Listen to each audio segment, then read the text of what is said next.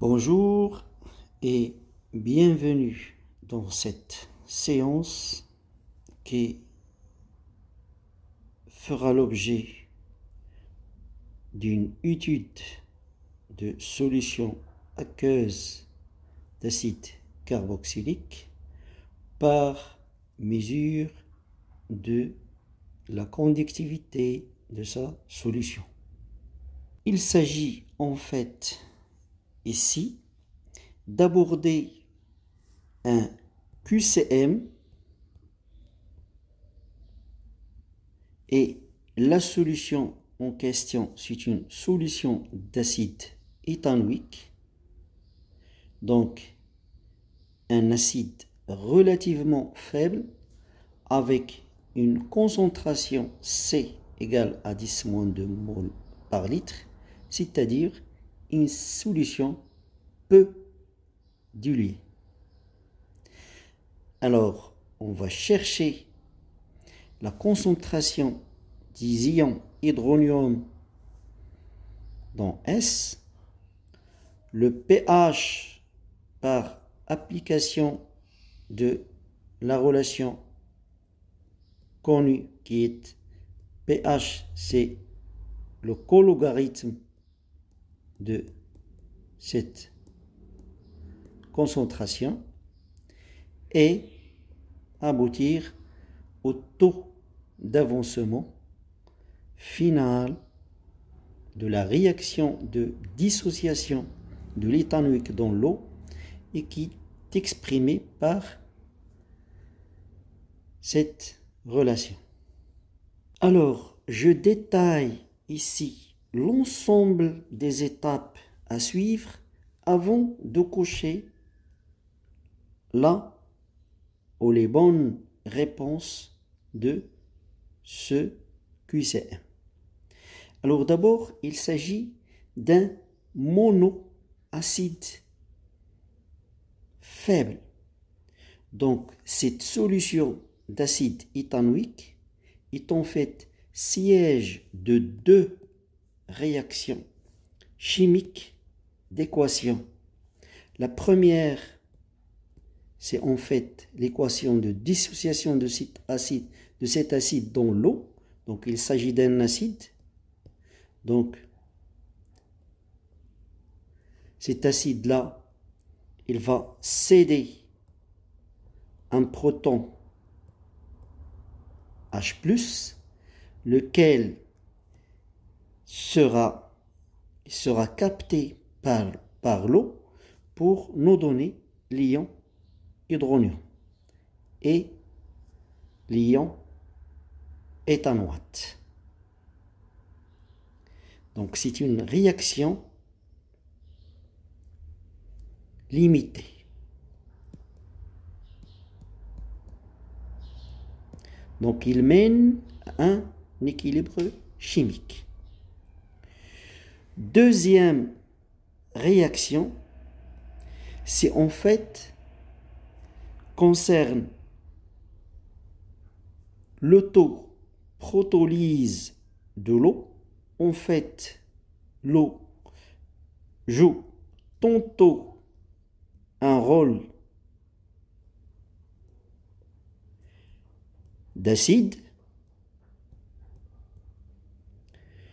tantôt un rôle d'une base. Donc, cette molécule-là d'eau va capter l'ion H+, pour nous donner l'ion hydronium et l'ion hydroxyde. Deuxième étape maintenant. Donc, toutes les réponses dans la première question du QCM montrent que la concentration des ions hydronium est largement supérieure à 10-6,5. Autrement dit, ça veut dire que vous avez un pH qui est inférieur à 6,5. Ça veut dire que on peut négliger l'autoprotolyse de l'eau. Et dans ce cas-là, c'est on écrit l'équation d'électroneutralité, on peut approximer la concentration des ions éthanoate à celle des ions hydronions. Donc ici, on a négligé la concentration des ions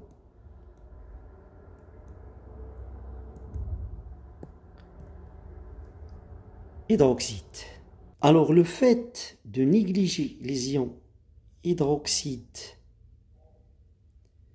OH- nous permet d'écrire l'expression suivante de la conductivité de la solution, qui va en fait dépendre uniquement de la concentration molaire des ions hydronium et celle des ions acétate ou éthanoate. Et on fait appel aussi aux conductivités molaires et ioniques limites respectives de ces ions. Alors en fait ici on a appliqué cette relation-là, sigma, c'est somme des lambda I, CI. Ils viennent alors du fait que la concentration des ions hydronium est égale approximation à la concentration des ions acétate, que H3+ est en fait sigma sur la somme des conductivités molaires et ioniques de ces ions. Donc connaissant sigma par mesure de la conductivité de la solution à l'aide d'un conductimètre et d'une cellule conductimétrique, et ces valeurs-là, les lambda 0 qui sont tabulées, on peut tirer la concentration de H3+ dans cette solution. Alors, application numérique, par calcul, on tire que la concentration des ions hydronium dans la solution est en fait égale à 4,10-4 mol par litre. Et le pH, ça va être, en fait, c'est 3,4. Donc, en fait, ici, ça va vous donner 0,3, c'est 4 moins 0,3 fois 2. Donc, c'est 3,4. Alors ici, on vérifie bien que, effectivement, concentration de H3+ est largement supérieure à 10 moins 6,5. Deuxième approximation maintenant. Il s'agit en fait d'un acide relativement faible et une solution peu diluée. En fait, on a pris C dans l'énoncé C10 moins 2 mol par litre. Donc c'est une solution qui est peu diluée.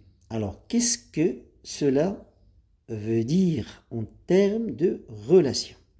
Alors si on écrit l'équation de conservation de la matière, c'est-à-dire que la concentration de l'acide éthanoïque dans la solution, ça va être la concentration initiale moins celle qui a été dissociée en acétate. Donc c'est moins concentration de H3O+. Sachant que cette solution maintenant est peu diluée, donc je peux négliger la concentration des ions hydronions devant celle de la concentration de la solution. Et donc ça va mener à une expression plus simple du taux d'avancement. Dans ces conditions, on a en fait une dissociation très limitée de l'acide éthanoïque dans l'eau et le taux a la définition suivante XF sur Xmax. Donc XF en fait c'est la concentration des ions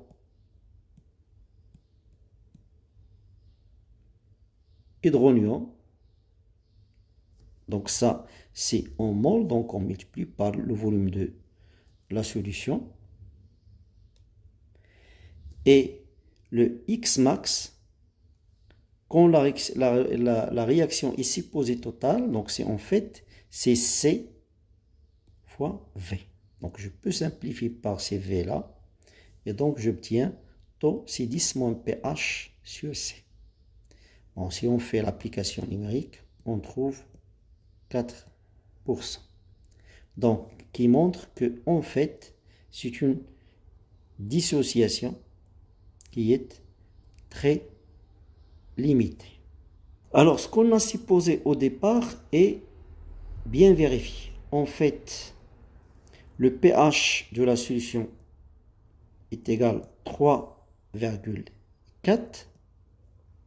Donc, c'est très petit devant 6,5. Cette approximation nous a permis de négliger la concentration des ions hydroxyde dans la solution. Et la deuxième vérification concerne le fait que la solution est peu diluée. Donc on a utilisé une solution C10-2 mol par litre. Et en fait, c'est très grand devant la concentration des ions éthanoate qui est égale à 4,10-4. Donc, c'est bien vérifié. Ça, c'est très petit devant C, ce qui nous a permis d'écrire que concentration de l'acide acétique est sensiblement égale à la concentration initiale. Donc, une fois comprise et saisie toutes ces étapes, je peux cocher de manière sûre et convaincante la réponse juste dans ce QCM. Concernant la question Q48, la concentration des ions hydronium est en fait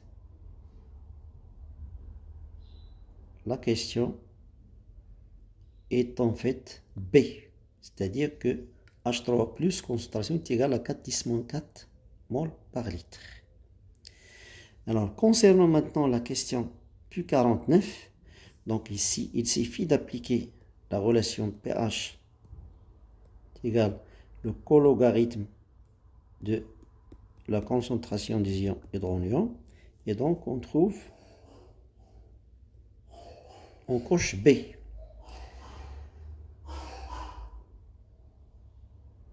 Pour Q50, j'applique le fait que taux d'avancement final est en fait 10 moins pH divisé par C. Et je trouve 4%.